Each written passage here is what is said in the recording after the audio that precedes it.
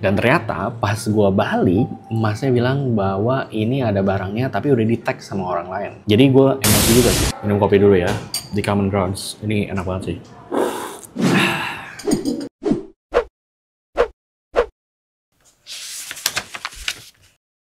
Jadi udah berbulan-bulan gua nyariin benda ini ya, karena ini nih goib dan akhirnya ketemu juga sekarang. Jadi ini adalah DJI Osmo Pocket 3 yang ini sebenarnya katanya kamera untuk vlogging ya. Makanya gue juga penasaran banget dengan profesi gue juga sebagai content creator dan juga seorang ayah ya.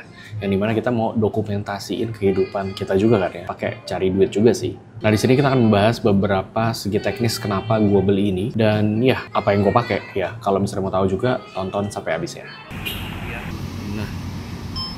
Asli ini tuh barang goib banget ya. Kalau di marketplace harganya juga dimahalin. Nah kemarin tuh ceritanya gue kan ke BC Expo di hari pertama ya. Yang dimana sebenarnya nggak ada ekspektasi gue belanja apapun di BC Expo karena cuma mau lihat-lihat doang nih. Nah ternyata di situ ada satu outlet yang dia jual gadget-gadget dan gue kesana gitu ya. Karena memang gue juga nggak expect barang ini bisa ada ya. Karena memang di mana-mana tuh habis selama berbulan-bulan. Pas gue tanya ternyata ada gitu ya. Ternyata ada sisa 3 kemarin katanya. Dan ya udah gue bilang gue mau ambil ya, tapi ada promo nggak yang menarik? Kalau misalnya kita pakai kartu kredit BCA, cicilan, ambil cicilan 12 bulan 0% ya, jadi tanpa bunga. 1 kali cicilan itu bisa gratis. Karena gue nggak bawa kartu kredit BCA, gue harus pulang dulu dan gue bilang gue mau booking dulu sama masnya ya.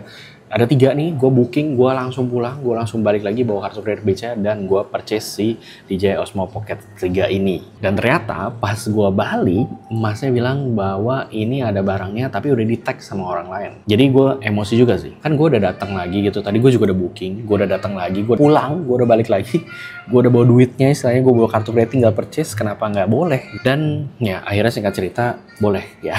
Gue happy dan gue belilah ya si DJI Osmo Pocket 3 ini. Nah jadi untuk DJI Osmo Pocket 3 ini sebenarnya memang bukan barang baru ya, tapi harganya masih stay di situ karena memang goib. Nah ada 2 jenis ya. Yang pertama yang dia cuman unitnya aja gitu ya dan kelengkapan standar. Ada juga yang creator combo. Kalau gue sih ambilnya yang creator combo. Kalau gue hitung-hitung ya, ini kan kalau misalnya yang biasa 8,5 juta ditambahin sama combo-kombonya. Kalau misalnya creator combo, total tuh sebenarnya kita bisa nambah sekitar 3,9 jutaan. Artinya kalau misalnya creator combo ini gue beli dengan harga 10,5 juta harga retailnya, itu kalau misalnya kita beli masing-masing segala kelengkapannya itu jadi 12,1 juta lah gitu, dan artinya kita bisa hemat 1,6 juta. Makanya gue ambil creator combo. Nah jadi perbedaannya ini di depan gue ada creator combonya apa yang gue dapetin. Yang pertama ya pasti unitnya ya, kita dapat unitnya seperti ini dan kemudian kita dapat tambahan baterai ya. Jadi kalau misalnya ini sebenarnya udah ada baterainya. Nah kalau misalnya standar baterai itu di 1300 mAh atau kalau bisa dipakai untuk non-stop rekam video itu sekitar 66 menit. Cuman kalau misalnya kita ada tambahan baterai lagi seperti ini nih ya, ini jadi kayak power bank gitu ya buat ngecas ke sini. Ini ada tambahan 950 mAh dan ini bisa menambah sekitar 102 menit ya kalau nggak salah ya. Kira-kira kalau misalnya lu non-stop rekam, ini bisa 4 jam dan menurut gue ini udah oke banget. Cuman gini, kalau misalnya lu pegang, ya lu nggak ada tambahan extensionnya, menurut gue agak kecil ya, jadi nanti akan susah.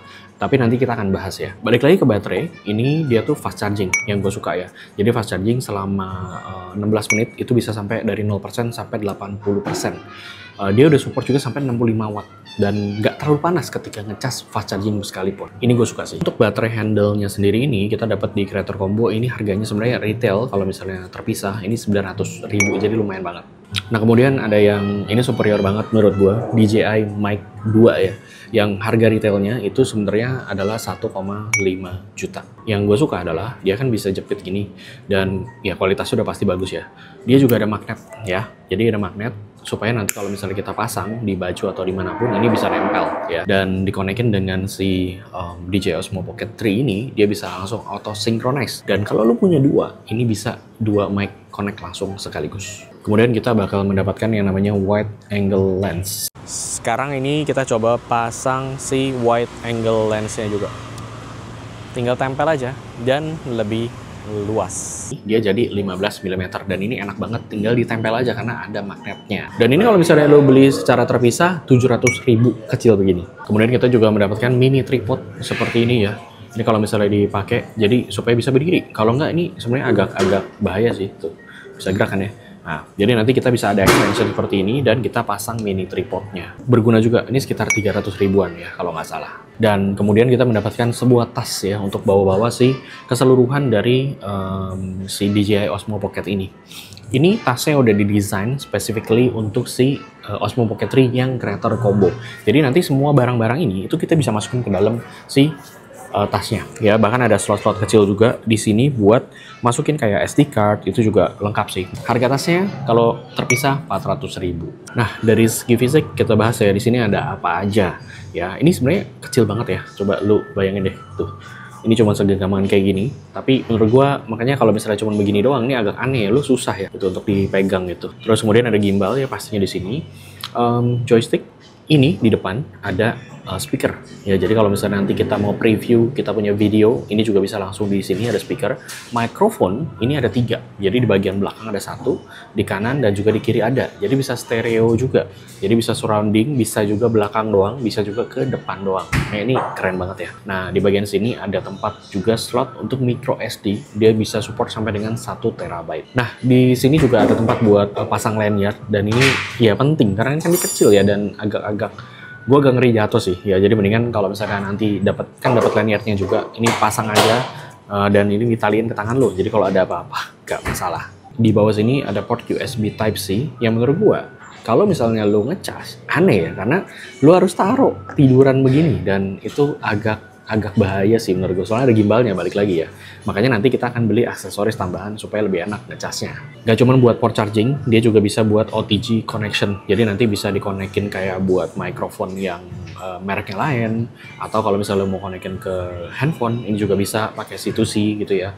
Atau lo bisa konekin ke laptop, bisa jadi webcam juga soalnya. Ini useful banget sih. Dan pastinya kita beli ini untuk kameranya, makanya kita harus tahu yang namanya sensornya ya. Di sini sensornya juga lumayan besar, 1 inch CMOS sensor, dan untuk f-nya sendiri ini di 2 ya. Jadi menurut gua udah cukup banget lah untuk wide angle lens, tapi tetap masih bisa dapat blurry atau bokeh-bokehnya. Dengan sensor seperti itu, ini membuat kalau misalnya di low light, ini juga udah lumayan bagus ya. Kemudian dari segi dynamic range pastinya, menurut gue dari segi color ya, agak sedikit kontras ya, ala-ala DJI banget. Dari mau DJI yang manapun itu, sampai drone-nya juga sebenarnya color-colornya tuh mirip-mirip lah. Jadi dia agak kontras dengan dynamic range yang cukup lebar. Tapi enaknya di sini dia ada lock juga, jadi nanti lo bisa color grading. Nah, kalau misalnya di mode portrait seperti ini, dia akan mengganti ya resolusinya menjadi 3K ya, paling maksimal, nggak 4K lagi.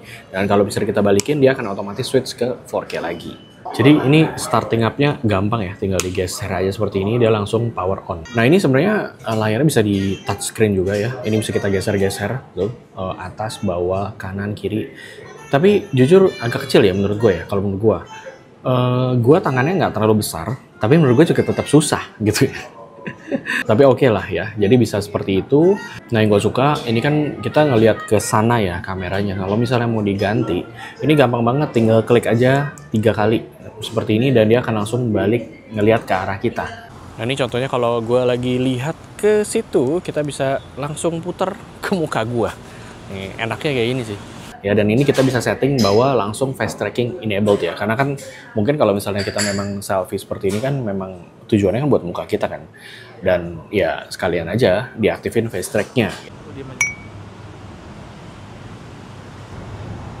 Nah, kemudian untuk masuk ke fungsi-fungsinya, di sini ada icon-icon yang kita bisa klik ya. Misalnya contohnya ini, kita mau masuk ke face auto detect ya, modenya ini bisa auto deteksi muka kita secara otomatis. Jadi kalau misalnya lo lagi vlogging, lagi jalan, lo mau nggak ngeliat kamera pun ini oke buat dibawa jalan ya.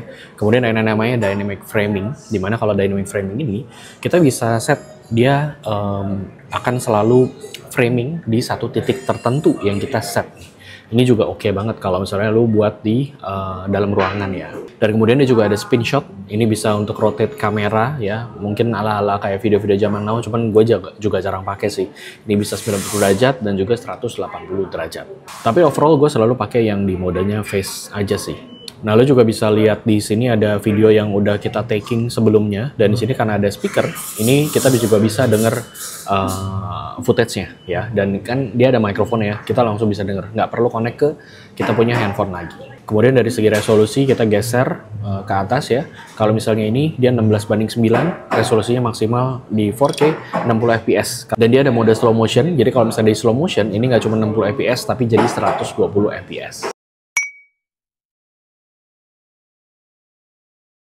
Nah, untuk menu-menunya di sini juga kita bisa buat taking foto atau video, cuman gue juga nggak akan taking foto pakai ini sih. Tapi bisa juga ya, ada juga mode panorama, ya. Ada mode low light-nya juga. Nah, ini kalau misalnya lagi malam-malam pakai mode low light-nya, gue lagi kayak di pinggir jalan, ada ruko-ruko, ada lampu sedikit, kayak gini nih bentuknya.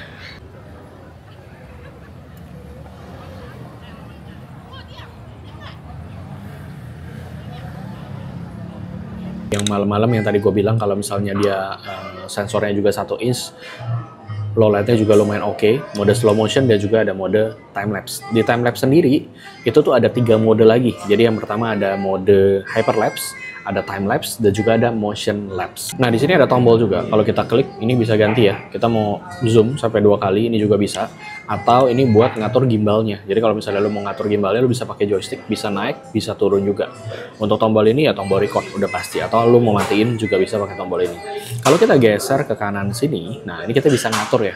Dari segi exposure, dari segi white balance, bisa diatur. Ada glamour effect. Tapi glamour effect ini kayak kalau harus connect ke lu punya aplikasi sih. Terus ada juga colornya ya. Ini bisa kita setting mau yang lock, ini juga bisa, atau mau normal aja bisa. Gua ambilnya yang continuous aja seperti biasa, dan juga ada image adjustment. Jadi sebenarnya ini bisa diganti-ganti semua sih. Kalau memang lu kondisinya memang mau bener-bener custom made, lu suka banget, ya lu ini. Tapi kalau gue sih rata-rata di auto aja sih. Nah, kemudian untuk mikrofonnya pun di sini itu bisa disetting ya. Jadi kita mau channelnya mau stereo, mau mono, kayak tadi yang gue bilang ada 2 di kanan dan di kiri, mikrofonnya ada 1 di belakang. Directionnya juga bisa diatur ya. Ini mau all, jadi surround, atau mau dari depan atau dari belakang gitu. Dan di sini juga kita bisa atur noise reduction-nya ya. Noise reduction DJI sih keren sih menurut gua ya. Sekarang kita mau tes ini mikrofon langsung dari si DJI Osmo-nya ya. Dan gue sekarang mau nyalain si DJI Mic ini. Kalau bisa kita nyalain, dia akan langsung auto connect dan dia akan langsung masuk. Reduction-nya berbeda dibandingkan yang DJI Osmo biasa. Ya, ini contohnya kalau misalnya gue langsung pakai DJI Mic 2. Nah, jadi kalau misalnya dari segi bobot ya, kalau kata gue sih ini kan memang kecil dan juga ringan. In a way bagus ya sebenarnya. Cuman mungkin ada orang yang lebih pengen pegang sesuatu yang lebih berat. Jadi lebih kayak agak nggak takut jatuh gitu. Ini bobotnya sendiri 179 gram. Makanya kalau gue lebih suka pakai grip ininya nih gitu. Jadi lebih panjang gitu. Kita mau setting-setting bisa resting kita punya fingers juga kan. Kalau misalnya nggak ada, ini agak aneh gitu menurut gue. Dan kemudian dari segi hit ya, pas kita lagi record, memang ada sedikit aneh ya. Cuman masih oke lah. Nah, makanya kalau misalnya kita beli yang creator combo, kita bisa panjangin lagi kan. Bahkan di sini. Kita bisa panjangin lagi dan jadinya di bagian bawah kan nggak panas. Jadi kita bisa pegang lebih enak lagi. By the way, jangan lupa di follow dulu nih kalau misalnya informasi ini berguna buat kalian. Dan jangan lupa kalau kita beli barang kayak gini, kita harus beli aksesoris tambahannya. Yang pertama yang gue beli adalah tempered glass ya. Jadi di sini kan dia punya 2 layar. Ada 1 layar di sini dan ada lagi di lensanya ya. Ini dua-duanya gue pasangin tempered glass dan juga screen protector ya. Karena agak gimana gitu ya. Kayak misalnya contoh gini, lu taruh di bawah gitu ya. Ini bahaya sekali guys ya, makanya kita pasangin tempered glass dan juga screen protector. Tapi itu murah kok ya, harganya cuma sekitar 25.000. Dan kemudian karena ya gue mention beberapa kali ya soal kayak si gimbalnya ini gue agak ngeri sedep gitu ya.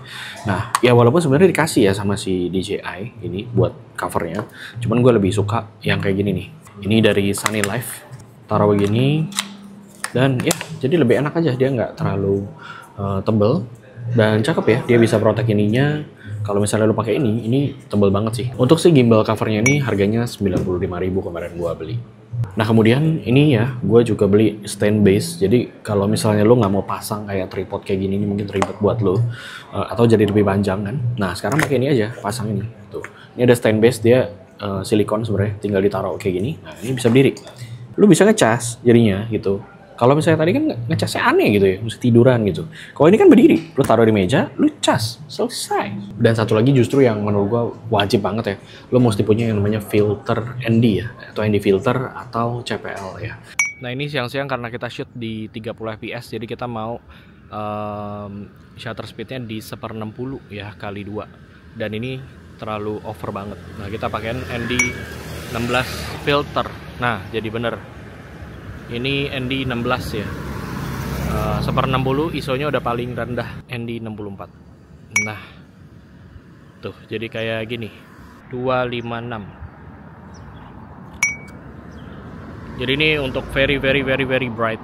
Kalau pakai filter CPL filter kayak gini nih, ya gunanya sebenarnya buat glare-nya sih, bukan buat cahaya. Nah, sebenarnya dari DJI-nya sih ada ya, yang ND16, 64, dan juga 256. Gunanya ini supaya nggak terlalu cerah kalau misalnya lu taking, terutama kayak di Indonesia gitu ya. Biasanya tuh langitnya putih. Nah, ini kalau misalnya lu turunin kecerahannya, itu jadinya lebih oke ya. Jadi lebih ada dynamic range-nya, lu bisa lebih atur lah ya. Tapi ini gue beli yang merek Amagism. Dan untuk Amagism, gue beli dengan harga cuma 329.000 aja. Kesimpulannya menurut gue untuk si DJI Osmo Pocket 3 ini, kalau misalnya lu memang cari kamera yang buat vlogging atau yang buat bikin konten personal tapi simple banget ya, dan nggak mau bergabung sama kayak si handphone lo gitu ya, ini udah oke banget ya. Sensornya juga besar, gripnya enak, baterainya juga mantep. Cuman mesti hati-hati ya kalau pegang ya. Kalau lo cowok yang mungkin nggak terlalu rapih dengan pakai barang, ini mesti benar-benar hati-hati sih. Dan pertanyaannya adalah kalau misalnya lo udah punya HP yang harganya juga di atas 10 juta, ini kan 10 juta setengah ya, bisa dibilang perlu nggak perlu ya. Cuman kalau misalnya gue sih pegang handphone yang agak besar, misalnya contohnya kayak gue pakai S25 Ultra, agak gede, untuk kita bikin selfie-selfie gitu sih kayaknya agak susah ya. Jadi gue lebih prefer sih terpisah. Tapi ya, duit lo terserah lo lah. Jadi sekian, itu aja. Kalau misalnya lo suka dengan video-video kayak gini, jangan lupa di like dan subscribe ya. See you on the next video.